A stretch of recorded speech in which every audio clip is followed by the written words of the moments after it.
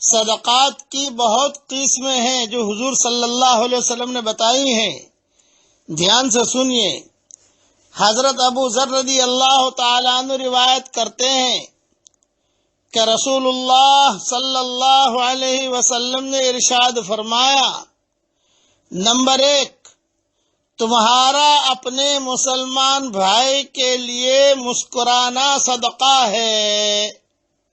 Number 2، تمہارا کسی کو نیکی کا حکم کرنا اور برائی سے روکنا صدقہ ہے. نمبر 3، کسی بھولے ہوئے کو راستہ بتانا صدقہ ہے. نمبر 4، کمزور نگاہ والے کو راستہ دکھانا صدقہ ہے. نمبر 5، پتھر، کانٹا، ہڈی وغیرہ کا راستے سے ہٹا دینا صدقہ ہے.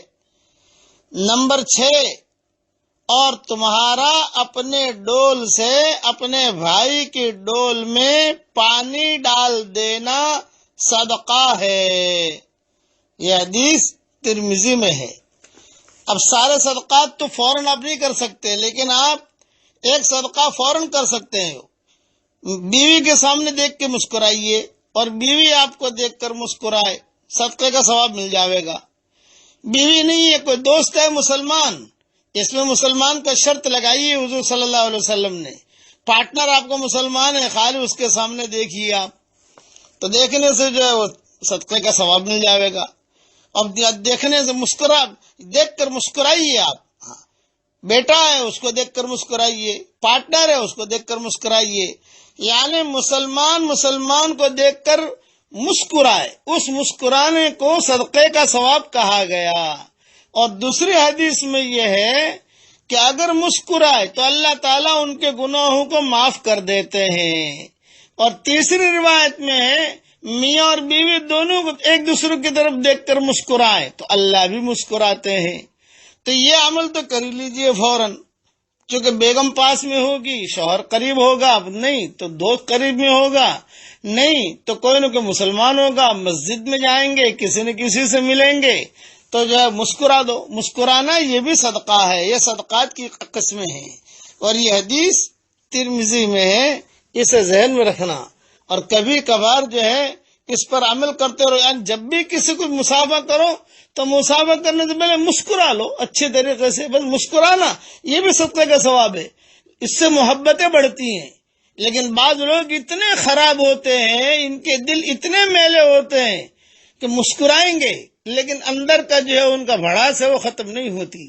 اس نے فرمایا یہ نفاق کا بہت نیچا درجہ ہے.